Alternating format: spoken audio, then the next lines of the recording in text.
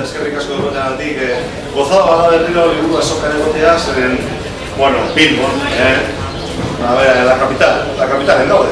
Bueno, capital, badakizu zein den, ez da guztiontzako Iruña.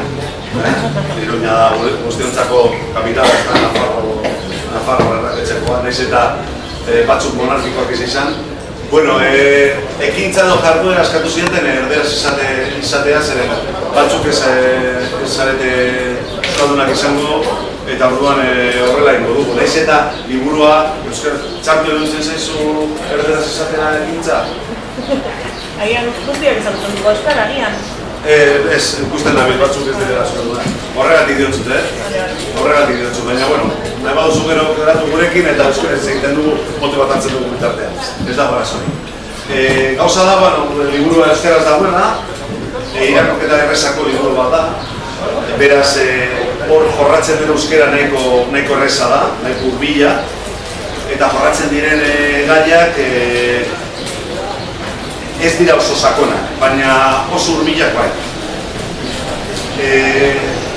Gerra kumeak.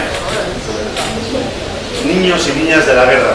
¿Alguien de nosotras conoce a alguien que fue niño o niña de la guerra? Le comentaba antes a una persona que si preguntamos a alguien de más de 55 o 60 años en toda nuestra zona, todos tenemos una referencia. Sí, conozco a un primo de tal que fue Iñaki Zukere Sanduzuosta, tenemos a no sé qué, tal, en este caso tenemos la historia de 3 niños y niñas de la guerra, que luego pasaremos un poquitín a comentar. ¿Dónde nace todo el proyecto para llevar a tantos niños republicanos, ¿no? En aquellos tiempos rojos, fuera de sus familias o fuera de sus pueblos? Bueno, pues nace con toda la movida, pues tú tendrías que decirlo tú, Iñaki. Yo creo que tú sabes muchísimo más de lo que fue la Segunda República de lo que puedo saber yo. En el 31 se instala la Segunda República, voy a ir súper rápido. Hay gobiernos de derechas, gobiernos de izquierdas, bueno, inicialmente uno de izquierdas, luego uno de derechas en el 33, cuando se instaura el sufragio universal, en el cual las mujeres empiezan a votar.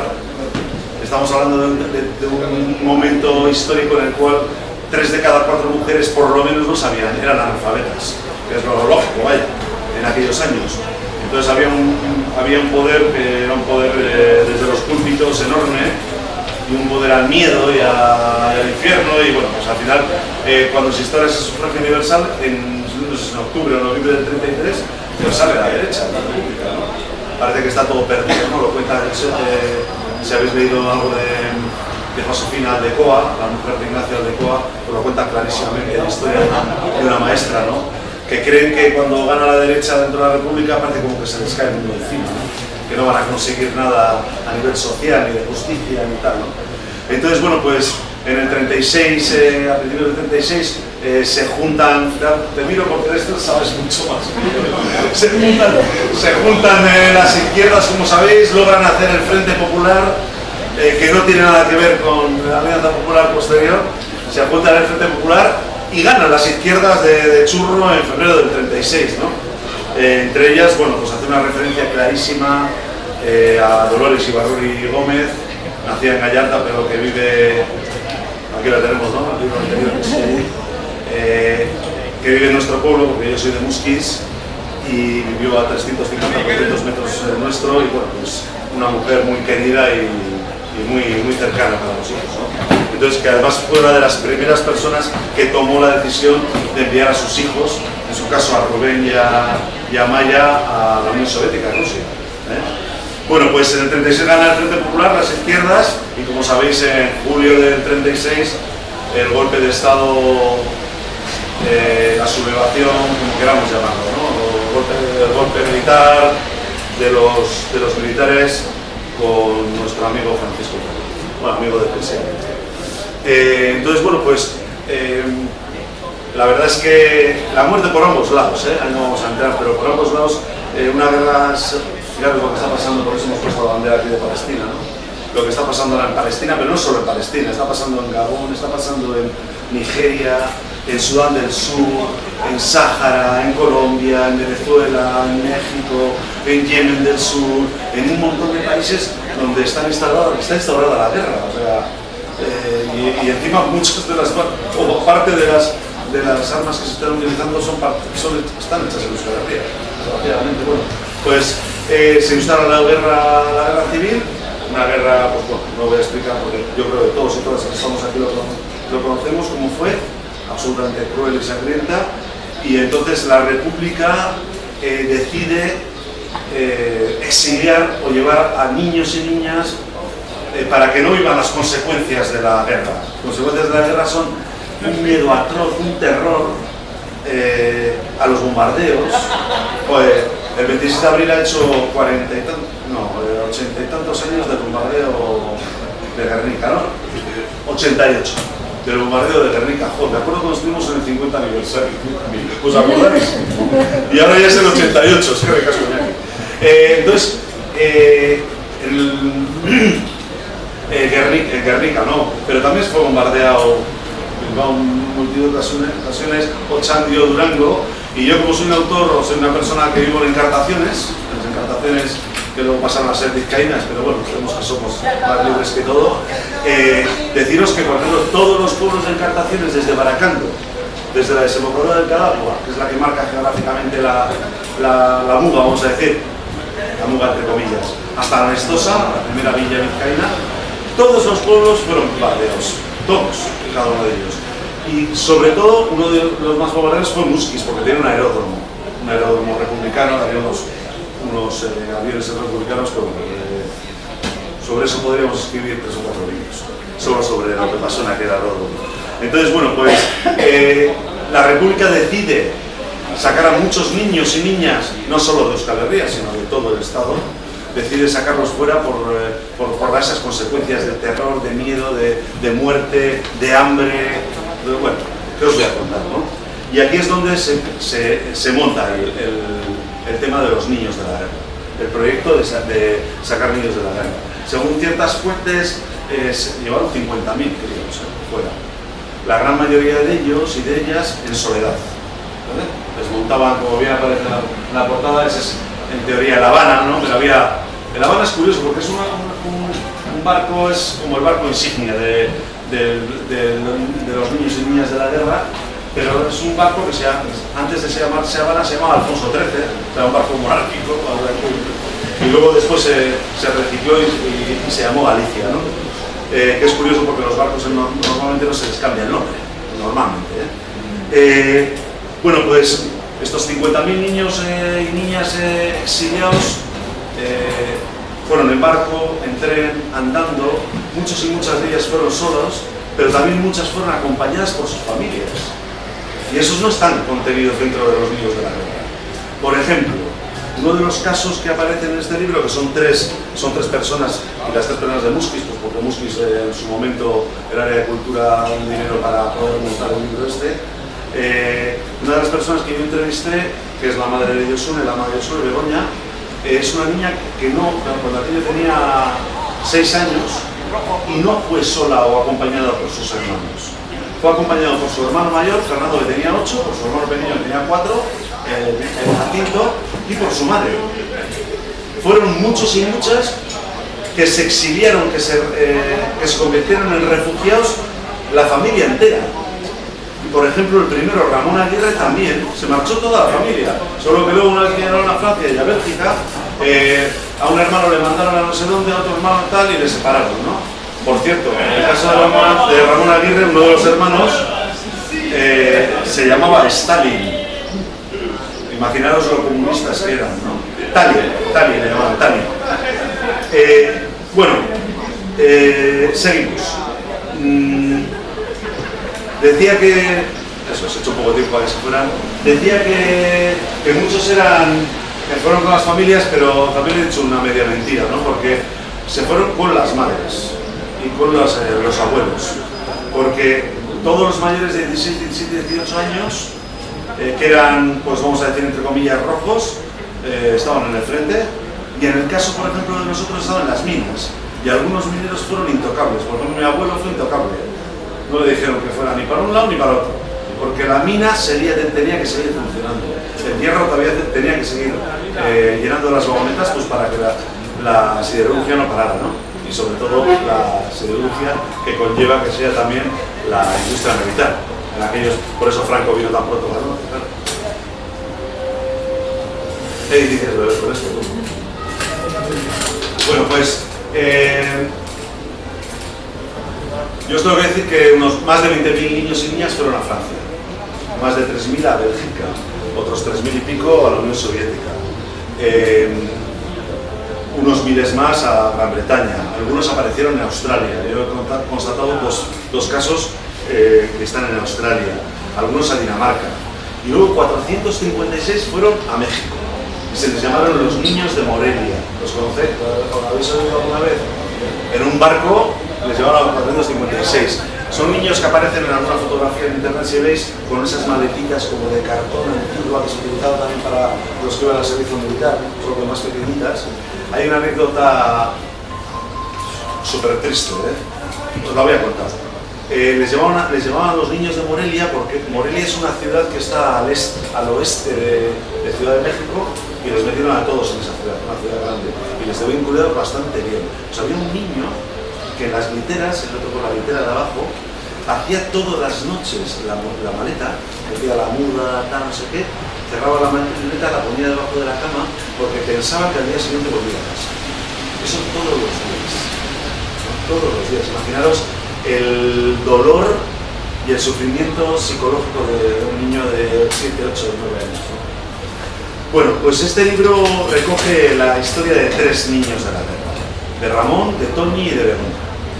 Ramón escapa comunistas a saco, 7 hijos, los 2 mayores se meten con el padre al frente, están en el frente de guerra,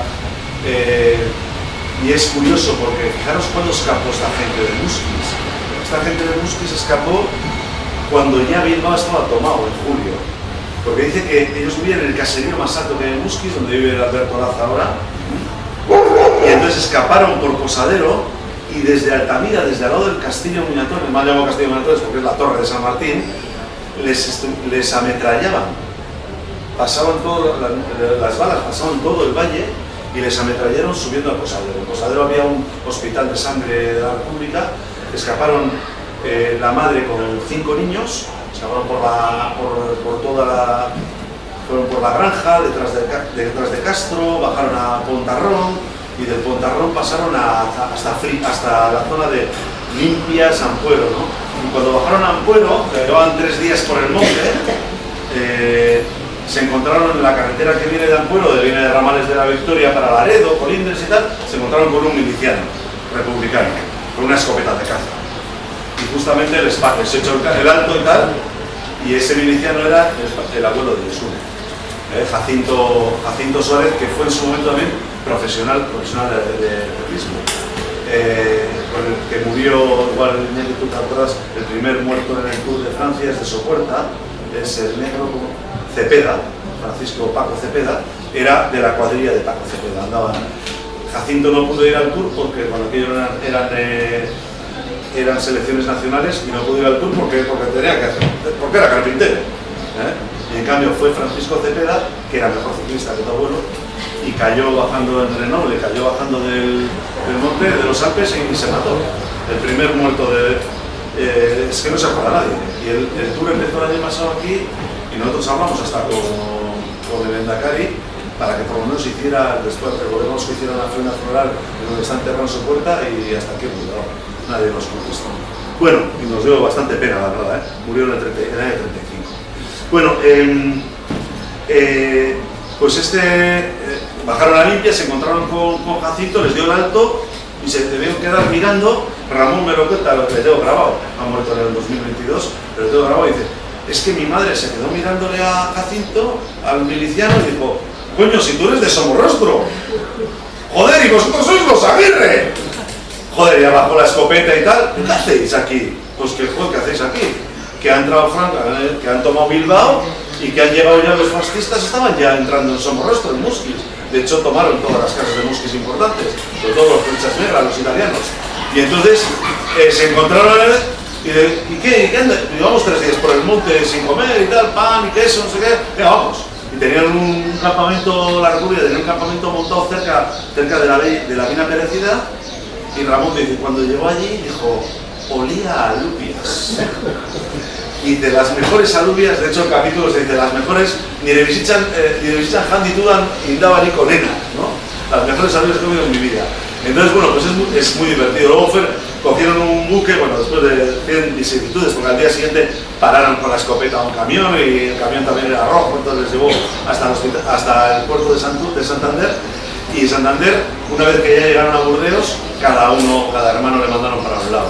Entonces él estuvo en Lieja, estuvo en Amberes, con diferentes familias, en Bruselas, le volvieron a mandar a Amberes, y al final ya terminó en un campo de refugiados. Y en el campo de refugiados, después de 3 años, ve a un tío que se parece a él. Y dice, coño, si este es mi hermano. Y era Stalin, era Tali. Imaginaros el momento, cuando Ramón me lo contaba, lloraba. De hecho, en la grabación está llorando el hombre, ¿no? Es que era mi hermano después de 3 años que no los habíamos visto, que estábamos solos, ¿no? Y estando con él allí, que eran 1000 y pico chavales los que había en aquel campo de refugiados, pasó el tiempo, saltó la Segunda Guerra Mundial, Bélgica, Holanda cayeron muy pronto, hermanos nazis. Y dice que ellos conocían perfectamente los aviones, los Junkers o no sé, bueno, no entiendo nada de esto, porque eran también los que bombardeaban el Muskis, porque ellos se metían en la mina José. Y entonces vieron, joder, ya hay pasiones, no sé qué tal. Y en un momento dado pasaron los aviones, pero empezaron a salir cositas como puntos negros de los aviones.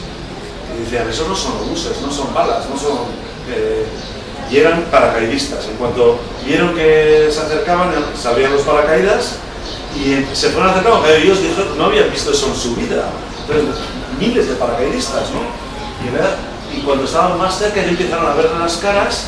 Y cuando empezaron a ver las caras, los paracaidistas, ¿qué es lo que hacen? Aunque lo tienen prohibido, ametrallar a todo lo que hay abajo. Y entonces empezaron a ametrallar, y él contaba que él iba corriendo por el campo de refugiados a toda velocidad, lo que le daban las piernas, iba pisando cadáveres de sus compañeros, ¿no? De los que habían caído bajo las armas, claro. Y en un momento dado alguien le agarró del cuello y le metió debajo de una casa de madera y tal, y así salvó la vida, porque cuando los paracaidistas tomaron el suelo, ya pisaron el suelo, en vez de ir hacia su zona, fueron para otro lado. Y se salvaron muchos por eso, pero muchísimos compañeros que murieron. Esto, imaginaos, con 13, 14 años. Este hombre le quedó acabado para siempre, ¿no? Este hombre volvió después de 10 años, claro, fue con 7, volvió con 17, dice que llegó a Triano, a la estación de tren, y no le conocía a nadie. ¿Tú quién nos puedes ser? Soy Ramón, de los amigos. Pues claro, habían pasado 10 años, imaginaos, era un tiarrón ya, ¿no? Uno de sus hermanos, Josécho, el nombre pequeño, que se fue con 2 añitos y medio, 3, ya se quedó en Bélgica y sigue viviendo en Bélgica. Esa es la primera de las historias. La segunda es de Toñi López. Toñi López es una mujer que tuvo la suerte de poder viajar con su... Esta sí fue en La Habana, desde Santurce. Ramón fue desde Santander. Y Toñi marchó con su hermana, con Irene, ha muerto hace un año, la más maja que maja. Y fueron hasta Burdeos, de Burdeos les llevaron hasta Montelimar en tren. Claro, por supuesto ella narra que nada más entrar en Francia, lo primero que hacían era poner las vacunas, que su hermana estuvo 2 meses con una fiebre terrible. Entonces ella, cuando llegaron al campo de refugiados de Montelimar, se vio sola porque a la hermana la cogieron y la llevaron al hospital o lo que fuera, ¿no? Y ella se quedó sola, ¿no? Entonces, que le daba muy bien de comer, porque encima es una mujer con mucho saque todavía, tiene 94, 95 años, y cuenta que le pasó una cosa curiosa, ¿no? Una tarde, después de comer, era lugar de siesta y tal, pero ella no se echaba la siesta y fue a pasear, y había una especie de casetita al lado de la garita de la entrada del campo de refugiados con una barrera, y estaba abierta la puerta. Y entonces ella miró, y vio el pasillo oscuro, y vio como unas telas, como dice, joder, ¿qué es eso? No, entonces, imaginaos una marioneta, ¿no? ¿Qué ves una marioneta? y de repente esas telas empezaron a moverse por el pasillo y cuando apareció en la calle era un tío, era un hombre, un militar vestido de azul, pero negro. Ella jamás había visto una persona negra. Y dijo, ostras, este es el infierno y tal. Dice que salió corriendo, se va allá.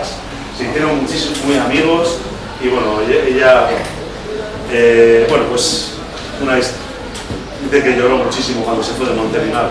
Porque estos tenían unos tíos en Bayona, le reclamaron al gobierno francés y pudieron ir a Bayona a vivir con ellos, con ellas dos, bueno, ellas dos con los tíos, luego las reclamaron otra vez de aquí y llegaron aquí sin terminar la guerra. Y dice que cuando llegaron aquí, ellos en Bayona vivían súper bien, porque encima sus tíos tenían una bacería, entonces no les faltaba de nada. Pero cuando llegaron aquí, pues que un hambre inmenso, inmenso. Y la última historia es la de Begoña, de la ama de Diosune de Fernando, que está aquí atrás, por cierto. Es una mujer que no marcha sola, marcha con sus hermanos y con su madre. Marchan con Franco ya metido en Bilbao. Y cuando todos los refugiados estaban escapando para Castro, que estaba el Malatesta, uno de los... un batallón de anarquistas en Poveña, a lo de la ermita, ahí estaban, para que te sitúes, la gente de la zona de nuestra zona ya lo conoce, ¿no? A lo de ahí estaba el Malatesta, pues los refugiados estaban escapando todos para, o bien como escapó Aguirre, que escapó por Trucíos, y en Trucíos estuvo la fuente, ¿no? Donde se escribe la proclama, ¿no? La última proclama del gobierno vasco en Euskal Herria. Pues la mayoría marchaba por las encartaciones profundas o para Castro Urdiales y Santander, la gran mayoría. Pues vuestra madre con vuestra abuela se marchan para Santurce, al otro lado. ¿De dónde ustedes vais? Que están entrando nos han dicho que queda un barco en Santurce, vete a saber cómo se enteraría, y marcharon a Santurce. Llegaron ese mismo día, esto me lo contó Ina, vuestra abuela, Inocencia, Ino, pagarían una pasta y lograron un pasaje en serio. La cuestión es que iban 3 niños con Ino, con Inocencia, Ereño Echaerandio, apellidos, y ella iba embarazada. Logran llegar a Bayona, a Don Iván Eloitzune, a San Juan de Luz. El tema de los refugiados en aquellos tiempos, es verdad que había unos cuantos barcos enormes, pero de la Lea, La Habana y tal, pero muchísima gente se marchó en gasolinos. Marchaban de noche, desde Ciervana, desde Poveña, Santurci, desde Gorli, salían de noche, iban por la noche caboteando, hasta que llegaban a Hendaya, Bayona y volvían los gasolinos, claro. Imaginaros, ¿no? Qué historias. Bueno, total que llegan a Don Iván Eloitzune, a San Juan de Luz, y cogen un tren y llegan hasta Portbou, hasta Cataluña, y les echan de Francia. Cuando esto ya hay un grupo de mujeres, de 8, 10 o 15 mujeres, con sus hijos y sus hijas, que están ya organizadas. En el tren, pues imaginaos lo que tardarían semanas en llegar allí, ¿no? Están organizadas. ¿Qué hacemos en Portbou tiradas? O nos metemos en Francia como refugiadas, o nos pasamos a Cataluña, hacia el sur. Deciden bajar a Barcelona, porque Barcelona todavía era zona republicana, no estaba tomada por Franco, vaya. Entonces bajan a Barcelona. En Barcelona nace Pedro Mari, el niño que iba embarazada Ino, nace en Barcelona y nace con la ayuda de las otras mujeres. En este caso, todos los niños y niñas ya de cierta edad estaban en las colonias que había montado la República de Cataluña, entonces les daban clase, comida, muchos y muchas dormían en caserones, o sea, estaban bien cuidados, ¿no? Nace Pedro Mari, pero ¿qué pasa? Salta, o está a punto de saltar la batalla del Ebro. Entonces, hay un movimiento de refugiados hacia el norte increíble. Cae el Ebro, está a punto de caer el Ebro, es inminente que ya entren en Cataluña, entonces toda la gente de fuera les mandan hacia el norte. Entonces esta gente andando con un niño recién nacido de 2 o 3 semanas o 4 semanas, van a Berga. Si fijáis, o sea, esto parece fácil, pero dicen, nada, vamos hasta Berga, la bici Eugenio diría nada, pero ellas consiguen un sitio en una carreta para Ino y el niño, para Pedro Mari, llegan a Berga, un frío de la ostra. En Berga están unas semanas, el niño va cada vez peor, pero tiene que volver a subir, y van hasta Camprodón. Y en Camprodón Pedro Mari muere, y está ahí enterrado, por cierto, que tenemos que ir un día a ver donde está, en el cementerio. Y al final, pues claro, ya cuando cae la República, tienen que cruzar los Pirineos, y cruzan los Pirineos andando. Niños, tal. En Camprodón les pasa una cosa curiosa, y está en el libro, y os voy a enseñar para que lo veáis, porque hay alguna fotografía. En Camprodón les aparece un nombre, a las mujeres les dejaron unos pajares, entonces cada mujer, claro, tenía sus 3 o 4 metros cuadrados, ¿no?, para estar con sus niños y sus niñas, entonces con unas mantas y tal. Y de repente les aparece un hombre así alto, vestido de negro, con un bombín y una mula, ¿no?, un mulo. Y traía una cámara de fotos de estas enormes, y era un periodista inglés, y le sacó una fotografía. No hay ningún niño, porque los niños estaban con los payeses, se iban a buscar la vida a los caseríos. Pero aquí están todas las mujeres que estuvieron meses y meses y meses organizadas para poder salir adelante.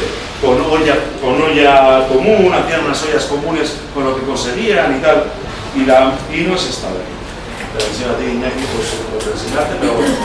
Y no es esta, que ya había enterrado a su hijo, al cuarto. Entonces pasan a Francia y van andando y se encuentran con una vía del tren. Y entonces lo que hacen es seguir la vía del tren hacia el oeste, que sabían que era más cerca que ir para el otro lado, si no iban a para el Mediterráneo. Siguen hasta que encuentran un pueblecito pequeño, y en ese pueblo se organizan y ya cogen otros trenes y tal, y llegan hasta Vidasoa, y de Vidasoa vuelven a casa. Son historias. Es que hay 50.000 historias de niños y niñas, más luego otros tantos que se fueron con las familias. Es que cada uno tiene unas características súper peculiares, pero todas están tildadas de un dolor terrible. Imaginaros, nosotros aquí todos tenemos hijos o hijas, o la gran mayoría, ¿no? Imaginaos que cuando tenga nuestra hija Leire o los vuestros 5 o 6 años, ponerles aquí un hexágono con sus nombres, con su nombre, una muda y un barco. Y luego esos barcos, en el caso, por ejemplo, en 2 casos de Toñi y de Ramón, van barcos que fueron bombardeados en alta mar. Uno por el almirante Cervera, que fue también uno de los que bombardeó a la gente de la desbandada desde Málaga a Almería. Mataron a muchísima gente, ¿no? Keipo de Llano, que está enterrado, por cierto, no sé si está ahí en la catedral de Sevilla, ¿no? Bueno, sin más, no voy a entrar ahí. Entonces fueron bombardeados, y suerte que saliendo de Labra o saliendo de Santander había barcos británicos, fragatas británicas, que les daban la cobertura. Entonces atacaban Japón, escapaban los fascistas, y entonces ya iban escoltados. Entonces imaginaros el miedo, ¿no? Porque eran niños y niñas que en todos los casos conocían lo que eran los bombardeos. Conocían el miedo de que cuando sonaban las sirenas, en vuestra casa había una sirena puesta en tiempos de guerra, en vuestra casa, al lado de la Renfe en Musquis. Ya sabían lo que tenían que hacer, correr como gacelas a meterse en un agujero. Entonces, de hecho, nosotros tenemos en casa 2 o 3 libros que una bomba cayó justamente en la biblioteca de un colegio, Colegio Cantarrás, está al lado, y hay 2 o 3 libros que no tienen tapa, que están un poco quemados, que fueron cogidos al día siguiente del bombardeo, ¿no? O sea, historias terribles, ¿no? Entonces, objetivo del libro, que estoy hablando demasiado. Transmisión histórica. Esto creo que tú sabes mucho, ¿no? Transmisión histórica. Contar a la gente actual, a la gente joven actual, lo que sucedió.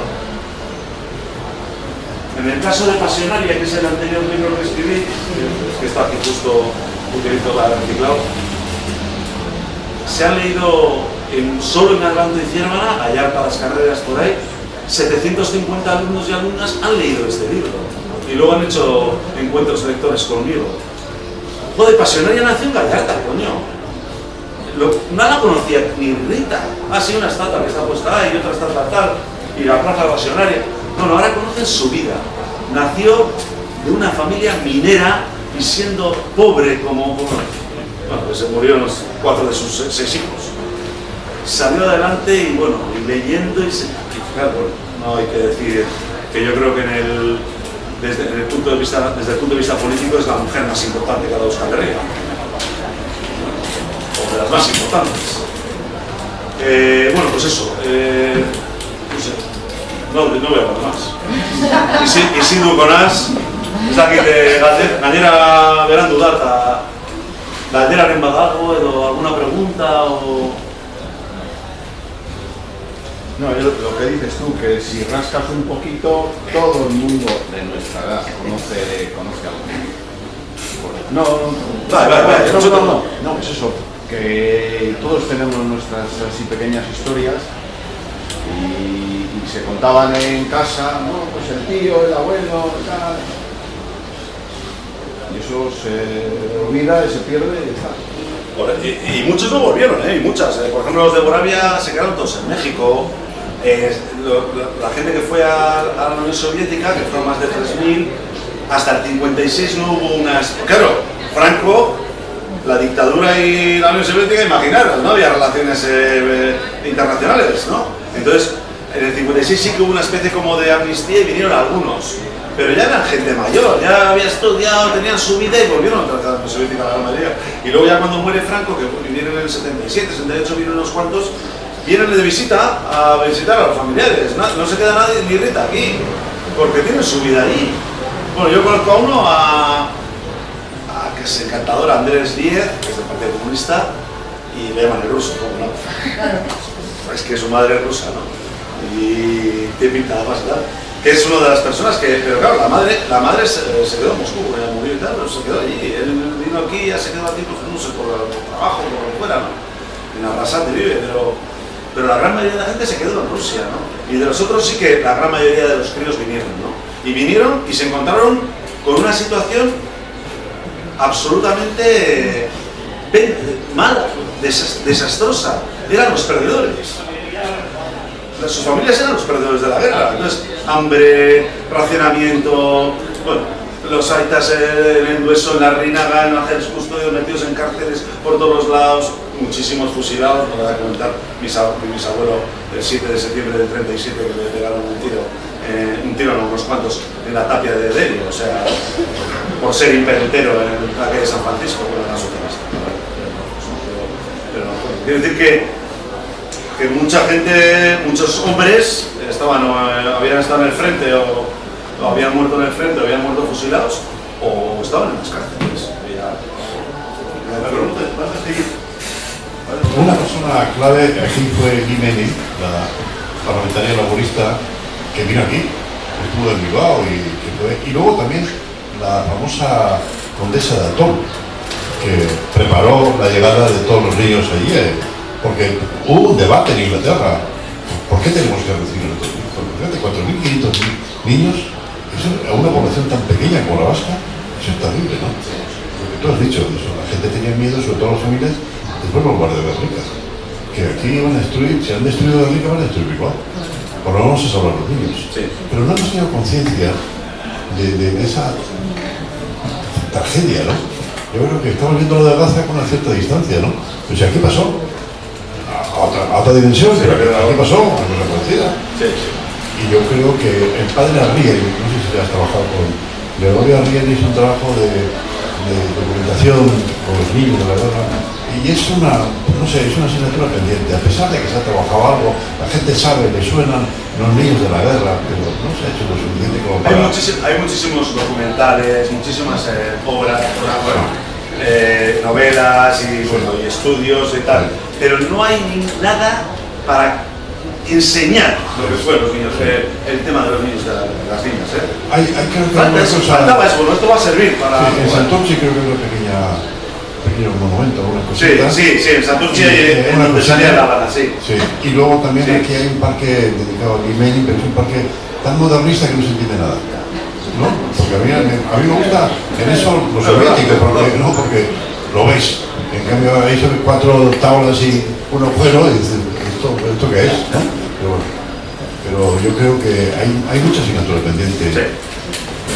Y una de las cosas que has dicho es sencillo. Hombre, cuando el gobierno vasco llega al límite vasco, el Endacari Aguirre, ese documento es una maravilla como documento, ¿no? Pero luego viven dos meses más en Santander, en Cabo Mayor. Y entonces yo fui con mi hermano, hablé con Revilla, famoso Revilla, Sí, sí.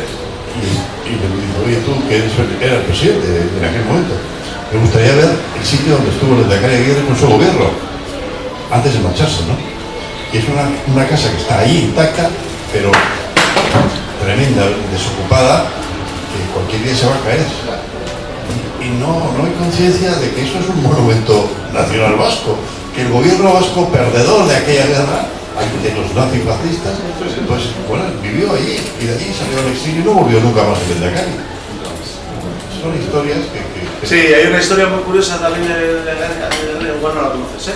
Pero cuando van por Musquis, cuando están, claro, era la carretera antigua de la costa, que iba por Musquis, Mioño, la zona de Castro y tal, imaginaos en aquellos años, parece que hay una ertzaina de la zona, que iban en las motos de escoltas, bueno, son atacados, bueno, serían unos cuantos coches, claro, y son atacados por aviones italianos, pero se quedan sin gasolina y tienen que volver a Vitoria. Pero claro, los aviones van a Vitoria. Bueno. Entonces, hay una ertzaina, que yo creo que tengo el nombre por ahí, que para el convoy y habla con Aguirre, le dice, si seguimos por la costa, estos en 3/4 de hora están aquí, en 1 hora. Y nos van a meter, en la costa es muy fácil, porque desde el propio mar no hay... ¿Por qué no nos metemos por las encartaciones comunas, por Sopuerta, Arcentales, que bueno, os voy a hablar que es una zona mucho más intrincada, con mucho más bosque, y les va a ser más difícil encontrarnos y seguirnos. Entonces deciden entrar por esa carretera que cuando aquello era terrible, y parece que por eso se salvan, porque si no les hubieran ametrallado. Y llegan a Trucíos, y es cuando en Trucíos pues, escriben la proclama que está allí, cuando están en un caserón que se llama La Puente y tal, una toponimia bastante curiosa, bastante típica en nuestra zona, y en Musquis también hay La Puente. Y entonces, bueno, pues están allí, no sé, unas semanas y escriben pues, que se van, claro, tienen que ir, no se van porque quieren, sino porque tienen que ir. Bueno, ¿algún comentario más o así? Pues el objetivo de este libro es eso, que lo vean nuestros chavales y nuestras chavalas jóvenes y poder hacer encuentros de lectores y poder hacer una transmisión de nuestra historia en positivo, pero realmente contando lo que sucedió de verdad. Y lo que sucedió de verdad es que hubo 50.000 niños o muchos más y niñas que lo pasaron muy mal en aquellos años. Bueno, que es parte de la base. Bueno, pues claro, no lo sé, eskerrik asko benetxagatik, baten batek erosin badu liburua hor dauka, eta mila esker horregotaragatik.